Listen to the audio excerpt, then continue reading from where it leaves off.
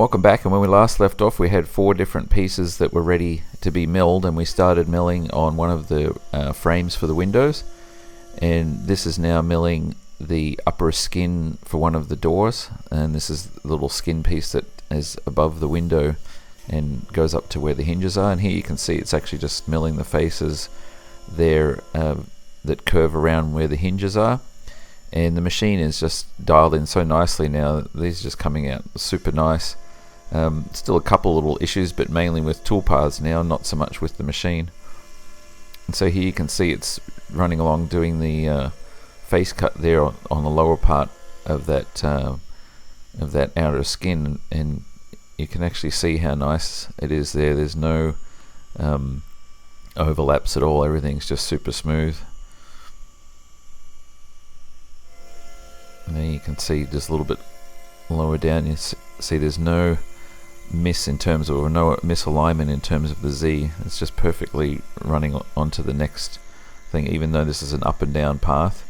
And that was the problem I had before when it was going over a curved surface and up and then back down the other side. It wasn't coming down quick enough, and so when it came back the other way you'd end up with 2 different levels depending on which direction it was running. And now it's perfectly dialed in. So of course, as expected, this is saving us a lot of time, and you'll see a little bit later that Zach was sanding on this one and didn't have any problems at all getting it done quickly. And here's one of the picture frame ones about halfway through, and this one I decided to do with the ball mill because there was a bunch of different convex surfaces in there, so some convex and some concave, so it was much better to do with a ball mill, and that came out really well as well. And meanwhile the guys have been sanding more on these door frames that were done earlier, and they coming out pretty good as well. Still need a little bit of detail work around there, and we'll probably be putting one back on the machine just to do a couple little fixes there up around where the hinges are. But other than that they sanded up fairly quickly. And as promised last time, here are those boards that I had created a while back, and with those foam braces that I added last time, and now they've been sort of tightly fit into place there, and they've been notched out around where the rubber profile is. And we just have a little bit more work to do on those, and then they need to be waxed, and then we'll be ready to pull the molds from these 2 different plugs. So that's exciting because it's been a long time in coming for these ones. And here are the lower outer door skins, and these have been waxed. Devin got those finished on Thursday, so they were ready to have the rubber profile put on those, and then ready to have a mold pull after that.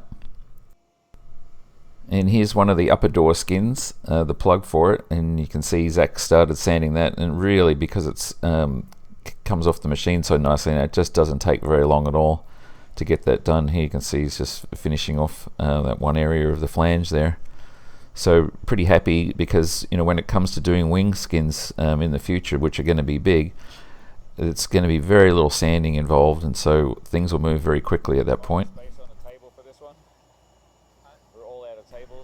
And here Zach's been waxing these boards, so there's about 4 of them already, and a couple more on the other ones that's still not ready for wax yet, so they're coming along. So here on Friday, Keith was working on putting the rubber profile on these lower door skin plugs, so they're ready to pull the molds, and here you can see he's just using some of the super glue to put those into place, and we place them about 3 inches out from where the actual part is, and that gives us enough room to lay up the part and have enough to trim off later on. And as you can see, it didn't take him too long to get those done, so both of those are now fully waxed and all ready to have the molds pulled, and that will probably be sometime next week.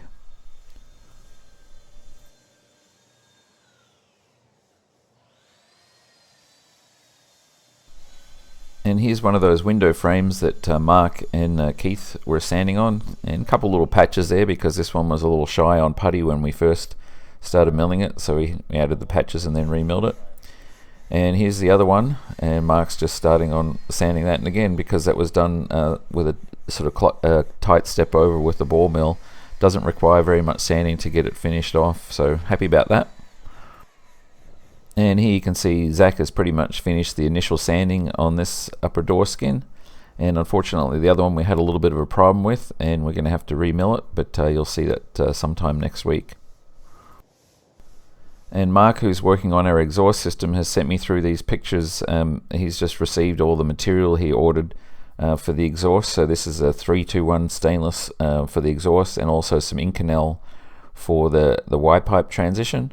So hopefully we'll see that coming together and see some more progress pictures on that next week. And all of that only weighs about 11 pounds. So I spent the last couple of days working on the design for this fixture that will hold the door frame in place, so we can put it up on the machine and use the machine to trim the edges, both outer and inside edge. Then we'll be able to put the window frame that you saw the plug for earlier in place and trim around that as well, both inside and outside, and then bond the window into place, and then bond the upper and lower skins on, and then again use the machine to trim around the outside of that. And finally we'll be able to use the machine to drill out the holes there for the hinge pins that go in the upper hinge bosses there. So all of that you'll see either next week or in the following week when we start milling this fixture. And finally I'll leave you with another Friday afternoon in the shop where it's about 95 degrees and it's kind of quiet and everybody's just doing a little bit of sanding.